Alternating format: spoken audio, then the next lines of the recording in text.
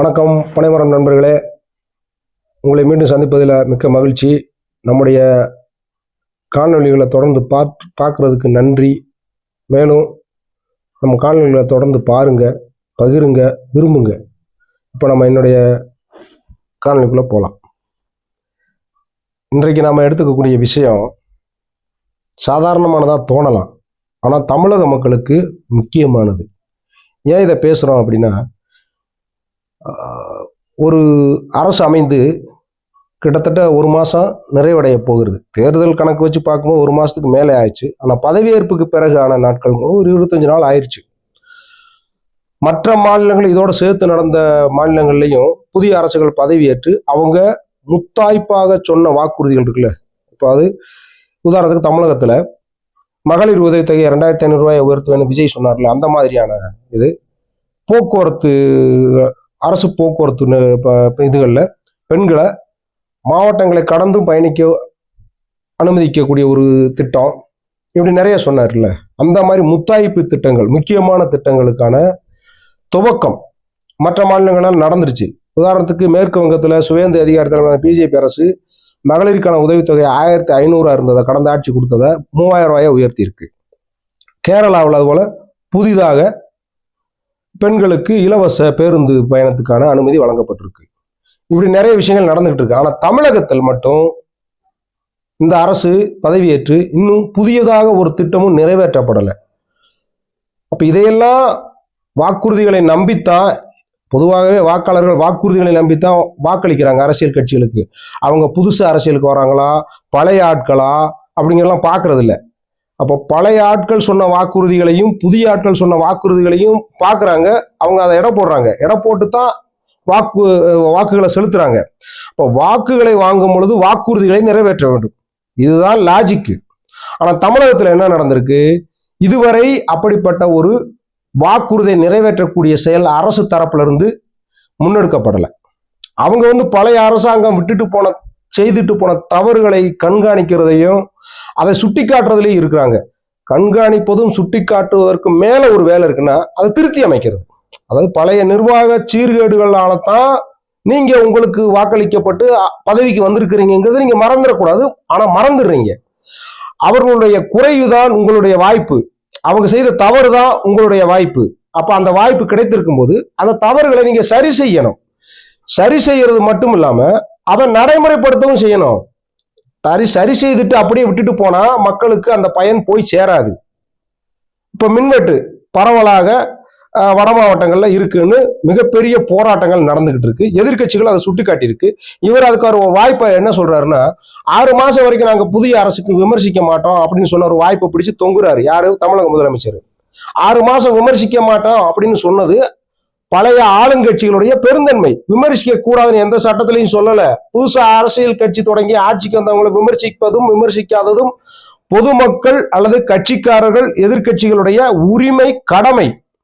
அத இவர் ஒரு வாய்ப்பை எடுத்துக்கிட்டு விமர்சிக்க மாட்டேன்னு சொன்னாங்க. ஆனா 6 நாள் கூட பொறுக்க முடியல அப்படின்னா, விமர்சிக்கத்தான் செய்வார்கள். விமர்சிப்பது அவர்களுடைய கடமை. விமர்சிச்சால்தான் விடிவு பிறக்கும் அப்படிங்கிறது மூத்தோர் மொழி.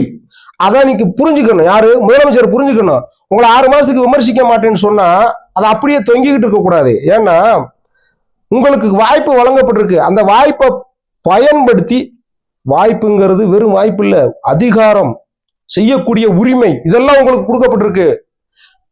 அப்போ அதை பயன்படுத்தி நீங்க அதை உடனடியாக செப்பனிட்டு செயல்படுத்தணும். உதாரணத்துக்கு சட்ட ஒழுங்கு பிரச்சனையை காரணம் காட்டி, குறிப்பா பெண்களுக்கு பாதுகாப்பில்லை, போதைப் பொருள் பழக்கம் அதிகம், மாணவர்கள், அடிமட்ட மாணவர்கள் வரை கெட்டு போகக்கூடிய ஒரு சூழ்நிலை ஏற்பட்டனாலதான் முழு கவனத்தையும் அதுல செலுத்தி மக்கள் இதெல்லாம் பார்த்து தான் உங்களுக்கு ஓட்டு போட்டாங்க. ஆனா நீங்க இது வரைக்கும் சட்ட ஒழுங்கை பத்தியோ அந்த போதைப் பொருள் தடுப்பை பத்தியோ எதையுமே பேசல. அதற்கான எந்த விதமான நடவடிக்கையும் எடுக்கல தடுக்கிறதுக்கு. இன்றைக்கு கூட இந்த காணொலியை நான் பேசிக் கொண்டிருக்கும் போது கூட திருச்சியில ஏதோ ஒரு 18 வயது மாணவி போதை ஊசி போட்டு இறந்திருக்கிறார். அது தானாக போட்டு இறந்தாரா இல்ல வேற யாரும் செலுத்தி கொல்லப்பட்டாராங்கிறது இனி விசாரணையில தான் தெரிய வரும். அது மாதிரி 10 வயதிலிருந்து 2 வயது குழந்தை வரைக்கும் பாலியல் வன்புணர்வுக்கு ஆளாக்கப்படுறாங்க. அது மாதிரி தனியாக வசிக்கக்கூடிய மூத்த குடிமக்கள் கொல்லப்பட்டு கொள்ளையடிக்கப்படுறாங்க. அப்ப இப்படி சமூக சீர்கேடு எந்த பக்கம் பார்த்தாலும் மிக கொடூரமா இருக்கு. கிட்டத்தட்ட கடந்த 30 நாள்ல 44 கொலைகள் நடந்திருக்கு. 44 கொலை நடந்திருக்கு. இந்த கொலைக்கெல்லாம் யார பொறுப்பு ஏற்றுக்கிறது? உதாரணத்துக்கு மத்திய அரசினுடைய கல்விக் கொள்கையில சில பிரச்சனைகள் இருக்கு. அந்த கல்விக் கொள்கையின் அடிப்படையில நீட் தேர்வுக்கான வினாத்தாள் கசிந்தது.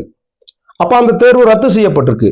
அந்த வினாத்தாள் கசிவுக்கு காரணமானவர்களை மத்திய அரசு அந்த அந்த மாநில அரசு, ராஜஸ்தான்ல இருக்கக்கூடிய மாநில அரசு காவல்துறை கைது செஞ்சிருக்கு. மத்திய அரசு அதன் மேல நடவடிக்கை எடுத்திருக்கு. புதிய சிஸ்டத்தை கொண்டு வரதுக்கான வேலையை செய்திருக்கு. அந்த அமைப்புல இருந்த எல்லா IAS அதிகாரிகளையும் பதவி நீக்கம் செய்திருக்கிறது. புதிய அதிகாரிகளை நியமிச்சிருக்கு. இதுதான் செயல்பாடு. அப்ப இதை செஞ்சுக்கிட்டு இருக்கு. ஆனாலும் இப்ப புதுசா வந்திருக்கிற காக்ரோச் பார்ட்டி மத்திய கல்வி அமைச்சராக இருக்கக்கூடிய தர்மேந்திர பிரதான பதவி விலக சொல்லி போராட்டங்கள் தொடர்ந்து நடந்துகிட்டு இருக்கு. இதுக்கு எதிர்கட்சிகளுடைய ஆதரவும் இருக்கு. காங்கிரஸ் முதல் கொண்டு இன்னைக்கு இருக்கக்கூடிய திருமாவளவன் வரைக்கும் ஆதரிக்கிறாரு. அப்போ அந்த பொறுப்புணர்ச்சி இருக்குல்ல, அந்த பொறுப்புணர்ச்சி நீங்க ராஜினாமா பண்ணுங்கன்னு சொல்றீங்கல்ல மத்திய கல்வி அமைச்சரை.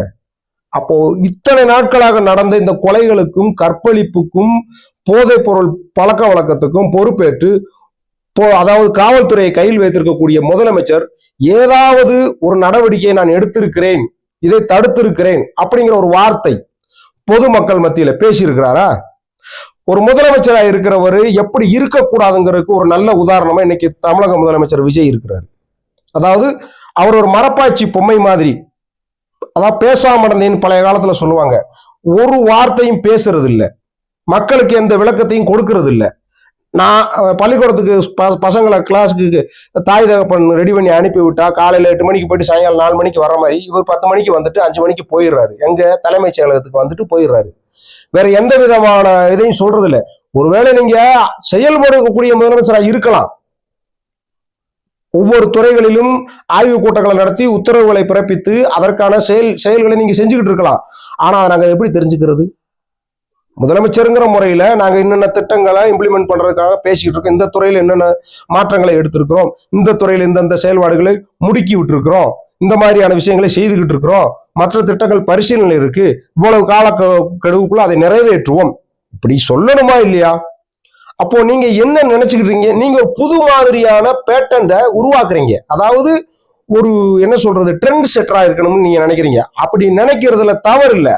ஆனா அது உங்களை தனிமைப்படுத்திக் கொள்ளக்கூடிய ஒரு விஷயமா இருக்கு. மக்களுக்கு உங்களுக்குமான மிகப்பெரிய இடைவெளி ஏற்படுத்துது. நீங்க எவ்வளவு நல்ல காரியங்களை செய்தாலும் மக்கள் அதை உணர்ந்து கொள்ளவில்லை என்றால், உணர வைக்க முடியவில்லை உங்களால், அப்படின்னா நீங்கள் தனிமைப்படுத்தப்படுவீர்கள்.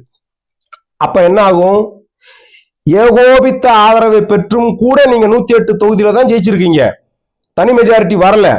அந்த தனி மெஜாரிட்டி அடைவதற்கு நீங்க செய்யக்கூடிய தகுதி தத்தங்கள் நாடறியும். அதை நம்ம பேச விரும்பல. அதுல இந்த காணொலியுடைய நோக்கம் இது வேற, நிர்வாகம். இந்த நிர்வாக நடைமுறையில உங்களுடைய செயல்பாடு மிக மிக மிக மந்தகதியில் இருக்கு. எந்த விஷயத்துக்கும் பதிலளிக்காத ஒரு தன்மை இருக்குல்ல, முதலமைச்சருங்கிற பொறுப்புல இருந்து ஓடி ஒளியக்கூடிய தன்மையாத்தான் அதை பார்ப்பாங்க பொதுமக்கள். நீங்க செய்யறீங்க, செய்யல, ஆனா அதற்கான விளக்கம், செயல்முறைகளை பற்றிய டெமோ இது மக்களுக்கு தெரிய வரணும். நீங்க என்ன சொல்றீங்க? இன்றைக்கு சிங்கப்பெண் அதிரடிப்படையை தொடங்கி வைக்கிறாரு அப்படிங்கிற செய்தி வருது. இது ஏற்கனவே 2 முறை தொடங்கப்படும் செய்தி தேதிகள்லாம் வெளியிடப்பட்டு மாற்றி வைக்கப்பட்டிருக்கு. இந்த சிங்கப்பெண் அதிரடிப்படை தொடங்கப்படும் போது அதற்கான சிறப்பு தகுதி என்ன, அவர்கள் எப்படி செயல்படுவார்கள், இந்த சிங்கப்பெண் அதிரடிப்படையால புலனாய்வு செய்யப்பட்டு கைது செய்யப்படக்கூடிய அல்லது கண்டறியப்படக்கூடிய குற்றவாளிகளுக்கு எந்த சட்ட திட்டத்தின்படி நீங்க தண்டனை வாங்கி தருவீர்கள், அதற்கான காலக்கெடு என்ன, இதெல்லாம் சொல்லணும்ல. இன்னைக்கு உங்க பேச்சுல அது இருக்கா? முதலமைச்சர் இங்க தொடங்கி வைக்கிறீங்க, காவல்துறைக்கு நீங்க தான் அமைச்சர். அப்ப அதுக்கான விளக்கத்தை நீங்க சொல்லணும் பொதுமக்களுக்கு. இவங்க என்னென்ன செய்வாங்க, அது எப்படி செய்வாங்க, சட்டப்படி இதுக்கான சிறப்பு தகுதி என்ன அப்படிங்கிறது இங்க சொல்லணும். சிங்கப்பெண் அதிரடிப்படைக்கு கொடுக்கப்பட்டிருக்கக்கூடிய அதிகாரம் என்ன, அவர்களால் கண்டுபிடிக்கப்படக்கூடிய குற்ற வழக்குகள்ல நீதிமன்றங்கள்ல எவ்வளவு காலக்கெடுவுக்குள் நீங்கள் தண்டனை பெற்று தருவீர்கள்.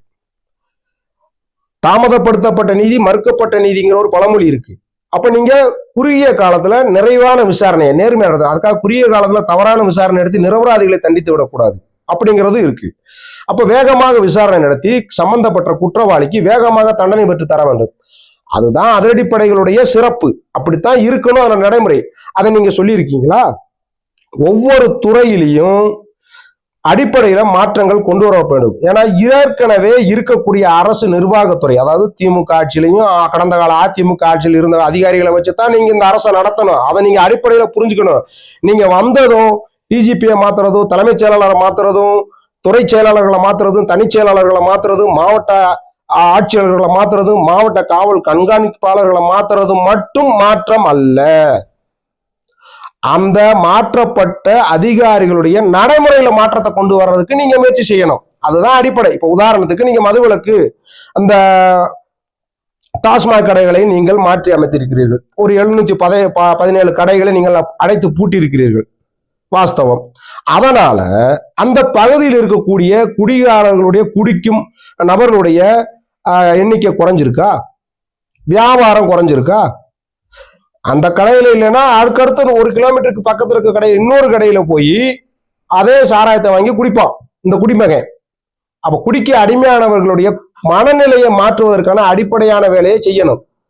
குடிக்க அடிமையான ஒரு சமூகத்தை அதிலிருந்து வெளியே கொண்டு வர்றதுக்கான நடைமுறையை ஒரு ஆக்கப்பூர்வமான அரசு செய்யணுமே தவிர, கடைகளை அடைப்பதனால் குடிகாரர்களுடைய எண்ணிக்கையோ அல்லது குடிக்கும் மதுவினுடைய அளவோ குறையாது.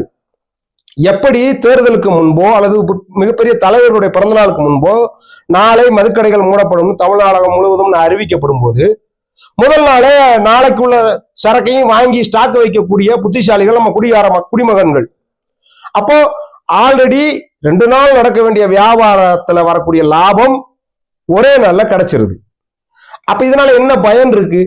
அப்ப அடிப்படையில குடிப்பழக்கத்திலிருந்து தமிழக மக்களை விடுவிக்க இந்த கடைகளை அடைக்கும் இது திட்டம் பொருந்தாது, அது உதவாது.